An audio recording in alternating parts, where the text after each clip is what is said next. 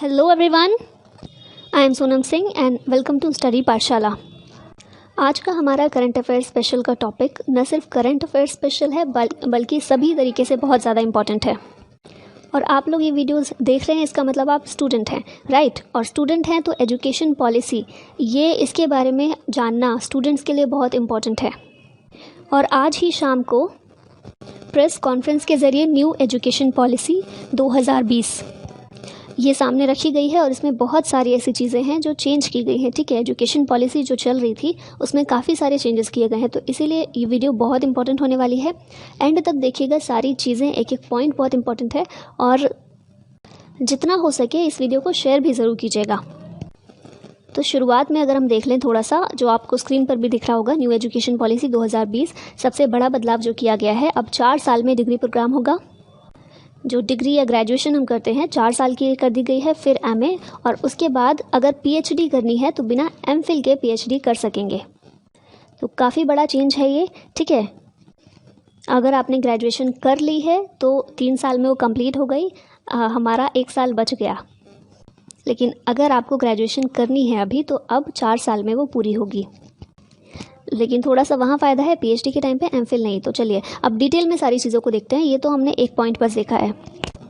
तो ये press conference में केंद्रीय मंत्री प्रकाश जावड़ेकर जी के द्वारा कहा गया कि पीएम नरेंद्र मोदी जी की अध्यक्षता में मंत्रिमंडल की बैठक में 21वीं सदी की ये नई शिक्षा नीति को मंजूरी दी गई है।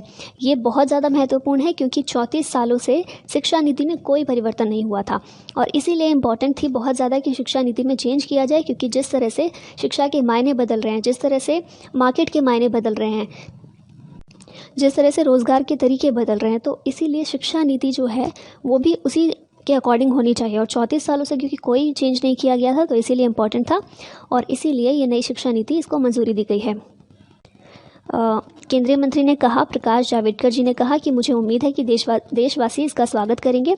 केंद्रीय मंत्री रमेश पोखरियाल निशंक ने कहा कि मानव संसाधन मंत्रालय का नाम बदलकर अब शिक्षा मंत्रालय किया गया है, तो ये भी एक बहुत बड़ा चेंज है।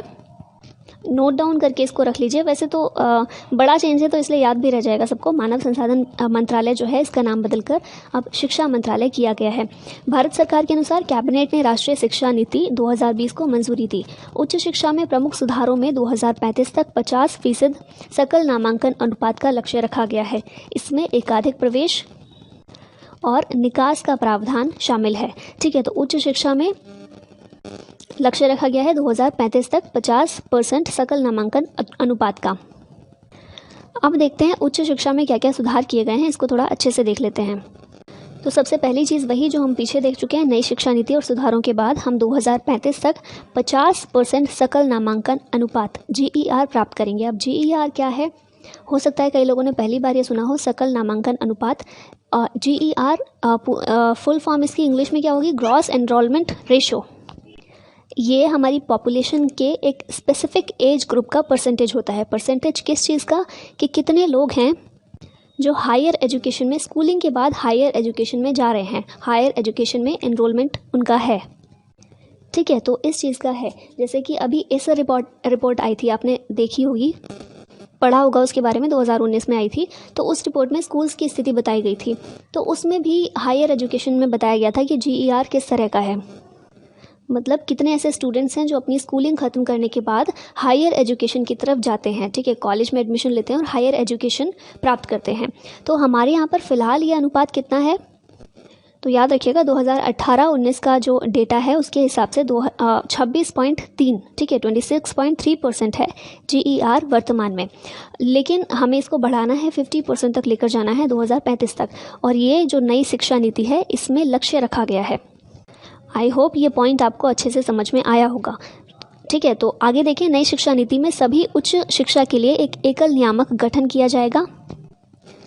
एक तरह से हम कह सकते हैं केंद्रीकरण टाइप किया जाएगा, ताकि उच्च शिक्षा जो है, सभी उच्च शिक्षा, उन सभी को एक ही साथ में नियमित किया जा सके। कई निरीक्षणों के स्थान पर अनुमोदन के लिए स्व प्रकटीकरण आधारित पारदर्शी प्रणाली के तहत काम करना शामिल है। मतलब कि निरीक्षण नहीं किया जाएगा बार बार उच्च शिक्षण संस्थानों का, उसकी जगह पर क्या प्रावधान किया गया है कि स्व प्रकटीकरण होना चाहिए। स्व प्रकटीकरण मतलब कि पारदर्शी रूप से सभी उच्च संस्थान खुद से आए, अपने यहाँ का जो भी उनका चल रहा है वो डेटा इम्प्रूवमेंट जो भी प्रोग्रेस हो रही है या जो भी चल रहा है ना जिस तरह का भी, तो वो सब खुद से बताएं आके पारदर्शी प्रणाली के तहत। क्षेत्रीय भाषाओं में ई कोर्स शुरू किए जाएंगे और वर्चुअल लैब्स विकसित किए जाएंगे, क्योंकि कोरोना वायरस के चलते हमें इसकी भी इम्पोर्टेंस काफ़ी समझ में आई है, तो इसीलिए ई कोर्स शुरू किए जाएंगे और वर्चुअल लैब्स ये विकसित किए जाएंगे। ठीक है, आगे देखें तो एक नेशनल एजुकेशनल साइंटिफिक फोरम यानी कि NETF शुरू किया जाएगा। देश में 45,000 कॉलेज हैं। ग्रेडेड स्वायत्ता के तहत कॉलेजों को शैक्षणिक, प्रशासनिक और वित्तीय स्वायत्ता दी जाएगी। उसके अलावा मल्टीपल एंट्री और एग्जिट सिस्टम में पहले साल के बाद सर्टिफिकेट, दूसरे साल के बाद डिप्लोमा और 3-4 साल बाद डिग्री दी जाएगी। 4 साल का डिग्री प्रोग्राम, फिर MA और उसके बाद बिना MPhil के सीधा PhD कर सकते हैं। तो ये भी एक काफ़ी बड़ा चेंज है। PhD करने के लिए अब MPhil करने की ज़रूरत नहीं। बहुत लोग इसलिए भी PhD नहीं करते थे या वो छोड़ देते थे कि MPhil करना पड़ेगा, तो अभी MPhil नहीं करना पड़ेगा, लेकिन उसके लिए ग्रेजुएशन में 1 साल और हमें बिताना पड़ेगा। मतलब जिन लोगों को भी ग्रेजुएशन करनी है 1 साल और उन्हें बिताना पड़ेगा। 4 साल की ग्रेजुएशन कर दी गई है। फिर आगे देखें, नए सुधारों में टेक्नोलॉजी और ऑनलाइन एजुकेशन पर जोर दिया गया है। अभी हमारे यहाँ डीम्ड यूनिवर्सिटी, सेंट्रल यूनिवर्सिटीज़ और स्टैंड अलोन इंस्टीट्यूशंस के लिए अलग अलग नियम हैं। नई एजुकेशन पॉलिसी के तहत सभी के लिए नियम समान होगा। अब यहाँ पर भी एक वर्ड समझ लीजिए, डीम्ड यूनिवर्सिटी कौन सी होती हैं? ऐसी यूनिवर्सिटीज़ जिन्हें UGC जो है, UGC यानी कि यूनिवर्सिटी ग्रांट कमीशन, तो ये डिक्लेयर करती है यूनिवर्सिटी के तहत, तो ऐसी यूनिवर्सिटीज़ कहलाती हैं डीम्ड यूनिवर्सिटी। सेंट्रल यूनिवर्सिटीज़ जो कि सेंट्रल गवर्नमेंट के अंडर आती हैं, और स्टैंड अलोन इंस्टीट्यूशन, इस सभी के लिए क्या था? अलग अलग नियम थे। अभी ये नई जो पॉलिसी बनाई गई है इन सभी के लिए एक ही नियम होगा। ठीक है, नेक्स्ट देखें तो बोर्ड परीक्षाओं के लिए कई प्रस्ताव नई एजुकेशन पॉलिसी में हैं। बोर्ड परीक्षाओं के महत्व को कम किया जाएगा। इसमें वास्तविक ज्ञान की परख की जाएगी, जो बहुत ज़्यादा इंपॉर्टेंट है। कक्षा 5 तक मातृभाषा को निर्देशों का माध्यम बनाया जाएगा। रिपोर्ट कार्ड में सब चीज़ों की जानकारी होगी। ठीक है, जो एग्ज़ाम में हम लिख कर आ रहे हैं सिर्फ उसके मार्क्स नहीं होंगे, बल्कि हर एक चीज़ की रिपोर्ट कार्ड में जानकारी होगी और उसी आधार पर मार्क्स मिलेंगे इन टोटल। ठीक है, और वास्तविक ज्ञान की परख की जाएगी। इस तरह की व्यवस्था जिसकी बहुत ज़्यादा ज़रूरत थी वो की जाएगी, ताकि मार्क्स के पीछे पागल ना हो सभी लोग। ठीक है, जो मार्क्स के पीछे भागते रहते हैं, मार्क्स बहुत अच्छे आ जाते हैं लेकिन स्किल्स नहीं होती, या फिर अंडरस्टैंडिंग नहीं होती, या फिर एनालिसिस करने की पावर नहीं होती, एनालाइज नहीं कर पाते हैं चीज़ों को। तो ये चीज़ को चेंज करने की कोशिश की जाएगी, जो कि हमारी जो शिक्षा नीति थी उसमें बहुत बड़ी कमी थी। ठीक है, फिर आगे देखें तो लक्ष्य निर्धारित किया गया है कि GDP का 6% शिक्षा में लगाया जाए, जो अभी 4.43% है, तो ये बढ़ाया जाएगा। अमेरिका की NSF यानी कि नेशनल साइंस फाउंडेशन की तर्ज पर हम NRF बनाएंगे, यानी कि नेशनल रिसर्च फाउंडेशन बनाएंगे। इसमें न केवल साइंस बल्कि सोशल साइंस भी शामिल होगा, जो कि फिर से काफ़ी अच्छी बात है, क्योंकि साइंस का रुतबा कुछ और है हमारे देश में, और सोशल साइंस को बहुत ही ज़्यादा क्या बोलेंगे उसको, एक तरह से पिछड़ा हुआ मानते हैं, है ना। आर्ट्स साइड जो है ये बहुत ज़्यादा अच्छी नहीं मानी जाती, और साइंस और कॉमर्स इनका कुछ अलग ही रहता है लेवल। तो ये काफ़ी अच्छी बात है। नेशनल रिसर्च फाउंडेशन जो बनाई जाएगी, इसमें न केवल साइंस बल्कि सोशल साइंस भी शामिल होगा। ये बड़े प्रोजेक्ट्स की फाइनेंसिंग करेगा। ये शिक्षा के साथ रिसर्च में हमें आगे आने में मदद करेगा। ठीक है, अब आगे देखें तो विद्यालय शिक्षा में कौन से सुधार, वो तो हमने देख लिया। उच्च शिक्षा में क्या क्या सुधार होंगे याद रखिएगा।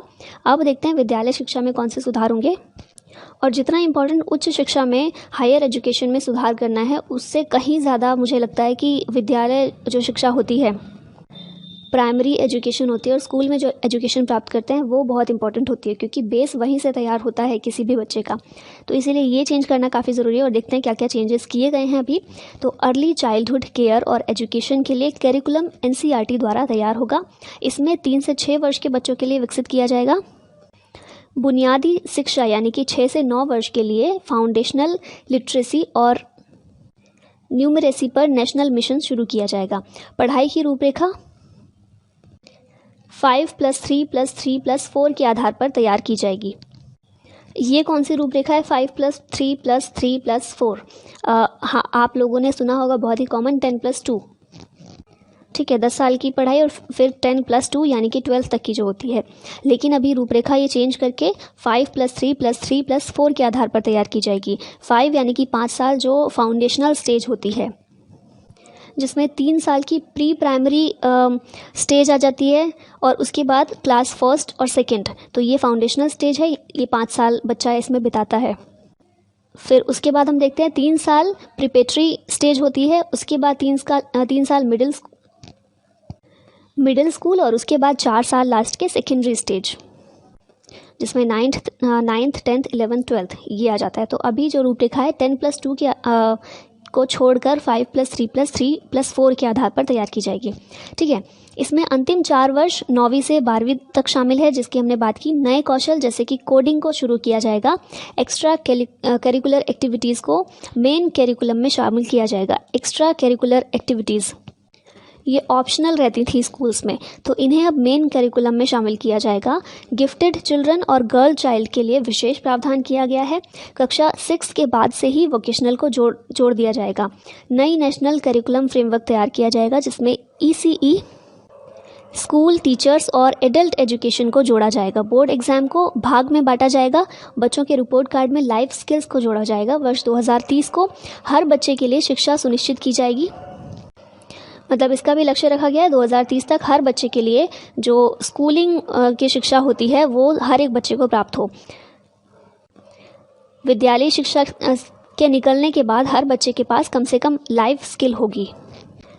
ठीक है, जो अभी नहीं रहती। अभी जितना मैंने देखा है स्कूलिंग करने के बाद बच्चे के पास लाइफ स्किल्स बहुत कम रहती हैं। तो ये कोशिश की जाएगी कि अगर हायर एजुकेशन में नहीं भी जाता बच्चा स्कूलिंग करने के बाद, तो कम से कम उसके पास लाइफ स्किल्स हो। ठीक है, तो सारे चेंजेस बहुत इंपॉर्टेंट है, इन सभी को याद रखिएगा। अभी हम देखते हैं उच्च शिक्षा संस्थानों में प्रवेश के लिए कॉमन एंट्रेंस एग्जाम जो है इसके बारे में क्या किया गया है। तो नई राष्ट्रीय शिक्षा नीति 2020 में राष्ट्रीय परीक्षा एजेंसी द्वारा उच्च शिक्षा संस्थानों में प्रवेश के लिए कॉमन एंट्रेंस एग्जाम का ऑफर दिया जाएगा। यह संस्थान के लिए अनिवार्य नहीं होगा। ठीक है, तो ये अनिवार्य नहीं है, ऑफर दिया जाएगा ऐसा। इससे पहले नई राष्ट्रीय शिक्षा नीति का ड्राफ्ट 2019 में ही तैयार कर लिया गया था, जिसकी मंजूरी 29 जुलाई 2020 को दी गई है। इससे पहले मानव संसाधन विकास मंत्रालय ने कहा कि राष्ट्रीय शिक्षा नीति 1986 में बनाई गई थी और 1992 में संशोधित की गई थी। पिछली नीति तैयार होने में 3 दशक से अधिक समय बीत चुका है, जो हमने देखा कि 34-35 सालों से कुछ चेंज नहीं किया गया है। बदलावों को ध्यान में रखते हुए नई शिक्षा नीति की आवश्यकता है। सरकार शिक्षा प्रणाली की अधिकता की योजना बना रही है और आज कैबिनेट बैठक में ड्राफ्ट राष्ट्रीय शिक्षा नीति पर चर्चा की जाएगी। NEP का मसौदा सरकार ने 2019 में पेश किया और वित्त मंत्री निर्मला सीतारमण ने बजट में शिक्षा नीति की घोषणा की। अब आगे देखें तो अब शिक्षा मंत्रालय के नाम से जाना जाएगा मानव संसाधन मंत्रालय, जिसकी हमने बात की थी। तो केंद्रीय मानव संसाधन विकास मंत्री रमेश पोखरियाल निशंक ने पहले कहा था कि नई शिक्षा नीति शिक्षा क्षेत्र में कई मुद्दों का समाधान करेगी। उन्होंने यह भी कहा कि नई नीति से युवाओं के लिए उच्च शिक्षा लेना आसान हो जाएगा। राष्ट्रीय शिक्षा नीति को 1986 में अपनाया गया था और अंतिम बारी से 1992 में संशोधित किया गया। वापस रिपीट हुई हैं चीज़ें। मई 2019 में मोदी सरकार ने मसौदा NEP प्रस्तुत किया, जो 2030 तक 3 से 18 आयु वर्ग के प्रत्येक बच्चे को गुणवत्तापूर्ण शिक्षा प्रदान करता है। तो ये जो नीति है इसमें ये लक्ष्य रखा गया है कि 2030 तक जो स्कूलिंग है वो हर एक बच्चे को प्रदान करने की कोशिश की जाएगी। दस्तावेज के अनुसार draft NEP 2020 fundamental pillar access, सामर्थ्य, इक्विटी, गुणवत्ता और जवाबदेही पर आधारित है। नई नीति बदलते विश्व परिवेश और इसके साथ छात्रों को अपडेट रखने की आवश्यकता पर भी ध्यान देती है। युवा उन तकनीकों का उपयोग करेंगे जो अब तक आविष्कार नहीं की गई हैं और वर्तमान में मौजूद नौकरियों में प्रवेश नहीं करती हैं। तो ये सभी बातें कुछ इंपॉर्टेंट थी जो इस नई शिक्षा नीति से रिलेटेड थी, जो स्कूलिंग के लिए चेंज किए गए हैं, हायर एजुकेशन के लिए किए गए, इन सभी के बारे में हमने बात कर ली है। आई होप ये पूरा टॉपिक आपको अच्छे से समझ में आ गया होगा। Thank you very much for watching this. जय हिंद।